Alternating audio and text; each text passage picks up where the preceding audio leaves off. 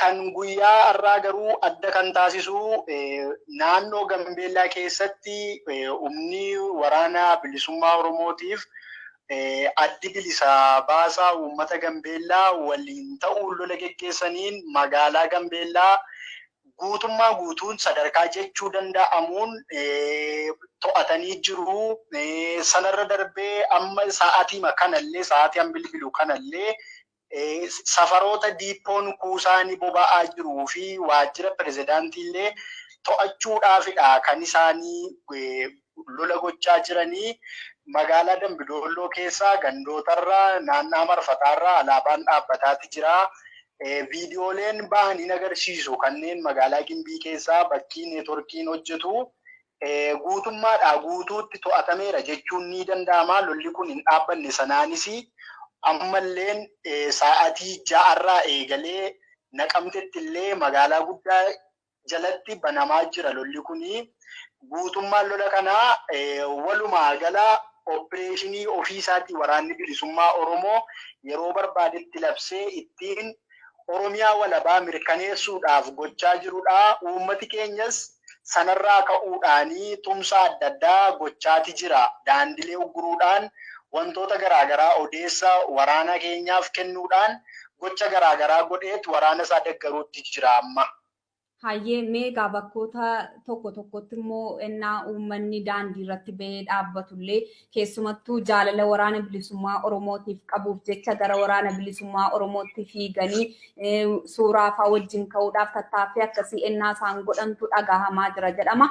Kanaaf hanqinoonni kun akkamittiin immoo furamuudhaa qabu? Uummanni naannoo waraanni bilisummaa Oromootti tarkaanfii fudhachaa jiru kanatti socho'u maal gochuudhaa qaba jettanii dhaamtu akka qeerroo bilisummaa Oromootiitti sochii Oromiyaa keessaa akka nama quba qabu tokkotti. Uummanni keenya dhugaadhumatti of eeggachuudhaa qaba. Yeroo kanaa waraanni bilisummaa Oromoo uummata isaatiif yeroo kamiyyuu caalaatti da'oodhaa. Kan inni dhaabataa jirus, kan inni wareegama kaffalaa jirus uummata isaatii fi garuu lolli akka kanaa hin baratamne kana dura gatii ta'eef magaalaa keessatti gaafa lolli banamu guutummaadhaa guutuutti uummati karaarraa goruun naannaa dhukaasii itti jirurraa fagaachuun kallattiidhaan quunnamtii kamirraallee of ittisee mana keessa taa'uun yoo cime immoo naannaa manaati lolli kan geggeeffamu yoo ta'e immoo haga dandeettii isaatiillee manarraa fagaatee balaarraa of baraaruun ga'ee uummata kanaati. Maaliif nuti kan gochaa jirru waraanni bilisummaa Oromoo kan godhaa jiru guutummaadhaa guutuutti Oromoon Oromiyaa itti gammadu bor ijaaruuf bor mirkaneessuudhaaf gatii ta'eef gammachuun kun gaafa lolli kun xumurame ni dhufa gatii ta'eef uummati keenya kana hubatee eeggannaa jabaa ofiif gochuudhaa qaba. Hayyee meegaa xumura irratti immoo gama waraana biltsiginnaatiin yookiis gaafa miira isaanii ilaallu maal fakkaata? Gama isaanii wanti calaqqisu namoonni baay'een akkan hordofaa jirutti raafama guddaadhaa sodaa guddaatiin guutamanii innaatti magaalaa gadhiisanii baqachaa jirantu dhagahamaa jira. Akka nama naannoo Oromiyaa keessa jiru tokkootitti maal kan itti irraa hubatte? Gimbiitti wanti mul'ate tokko wanti jiraattoti gandoota garaagaraadhaa dubbachaa jiranii loltooti mootummaa sila ganama sa'aatii tokko eegalanii baadiyaa keessa faca'anii uffata siviilii uummatarraa ergifatanii baqachaa akka jiran guutummaadhaa guutuutti quba qabnaa. Humnooti dabalataallee Bishooftuurraa kaasee Jimmallee dabalatee bakkoota Gambeellaaf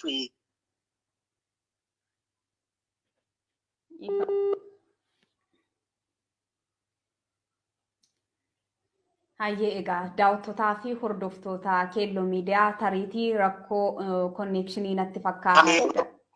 Hin dhaga'amaa? Amman dhaga'ama.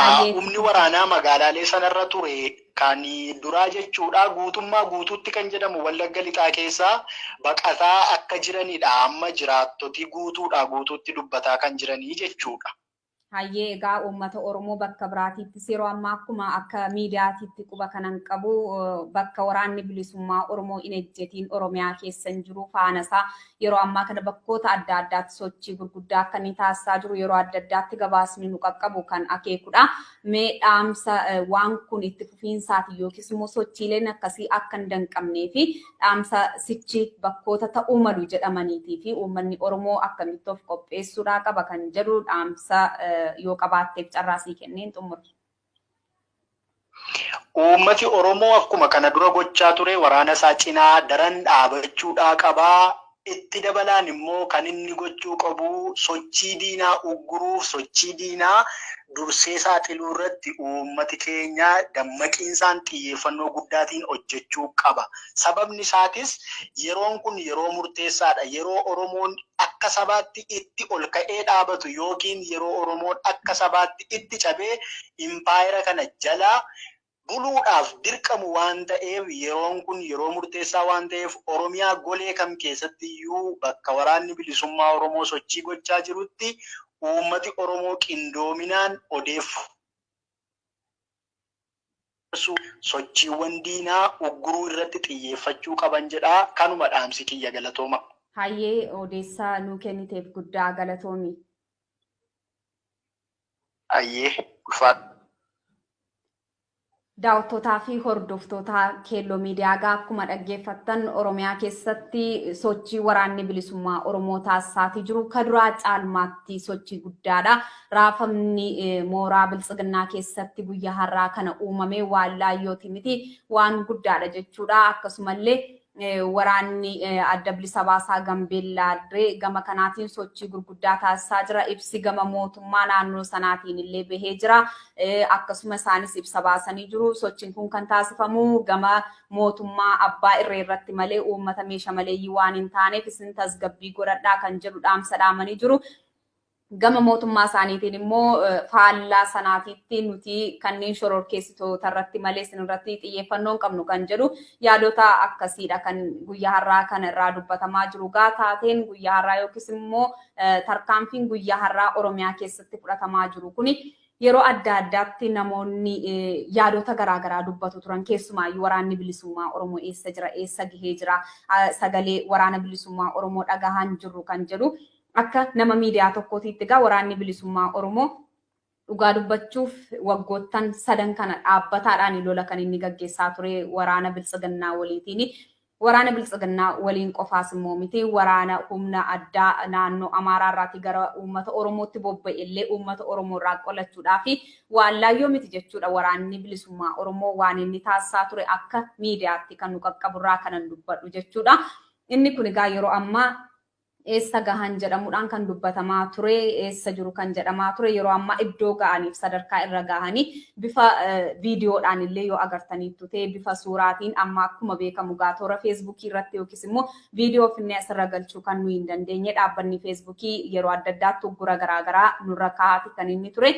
Kun egaa waanuma baratamaadha miidiyaalee Oromoo riipoorti gochuudhaan wantootni garaagaraa dhiibbaaleen gurguddaa waan jiraniitiif jechuudha. Garuu gama keessaniitiin viidiyoowwan sana argachuu ni dandeessu. Lolli gurguddaan keessumattuu lolli sa'aatii amma kanaa fudhatee dhaabbataadhaan magaalaa tokko keessatti sa'aatii amma kana itti fufiinsaan gaggeeffamaatii jiru lola guddaa yookiis immoo tariitii golabatti gochuudhaa fi tattaaffii waraanni bilisummaa Oromoo taasisaa jiru akka uummanni hundu ija kana ilaaluu danda'utti tarkaanfiin tarkaanfate kuni kan jalqabaa kan taane irra deddeebiitiin ibsaatii jiru gama waraana bilisummaa Oromootiin jechuudha. Inumaayyuu keessumatti hidhamtoota siyaasaa kanneen yakka tokko malee hidhaman ilaalcha siyaasaa isaanii qofaatiif yookiis immoo abbaa irree mormuu qofaatiif kanneen hidhamanii bilisa akka isaan ta'aniif waraanni bilisummaa Oromoo bakkoota adda addaatti yeroo dhaqee tarkaanfii fudhatu xiyyeeffannoon isaanii jalqabaa namoota yakka malee hidhamanii dararaa ulfaataa keessatti argaman bilisa baasuudha jechuudha. Gama biraatiin immoo kan waraanni bilisummaa Oromoo irraa ibsaa jiru. Akkuma beekamu ammaan dura Itoophiyaan ni raasnaa yoo raafamuu baate aannan qammanii taati jechuudhaani hoogganaan waraana bilisummaa Oromoo olaanaa Jaalmarroo Dirribaa ammaan dura dubbatee ture jechuudha. Hegga gaafa sanaati haga guyyaa har'aatitti Itoophiyaa biyyi jedhamtu kun tasgabbii fi nagaadhaan boqottee raftee akka isheen hin beekne isinuu ragaadha jechuudha. Yoo aanu dubbachuu baadhe isinuu kan ragaa baatanii haga guyyaa har'aatitti boqonnaatuun kenniniif hojii manaa adda addaa mootummaa kanatti itti kennuudhaan mata dhukkubbiitti ta'anii jiru jechuudha.